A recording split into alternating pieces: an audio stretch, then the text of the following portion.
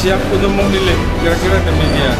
Ini demokrasi yang 5 tahun sekali harus betul bisa berjalan dengan baik untuk memilih pemimpin daerah, kota yang baik, sehingga hak-hak memilih masyarakat harus disalurkan melalui datang ke TPS. Itu harapan daripada kita semuanya. Pak, soal jaminan keamanan Pak, bagaimana Pak? Ya, Jaminan keamanan Pak? insya Allah kita seluruh dengan TNI sama stakeholder yang ada, kita siap untuk mengamankan.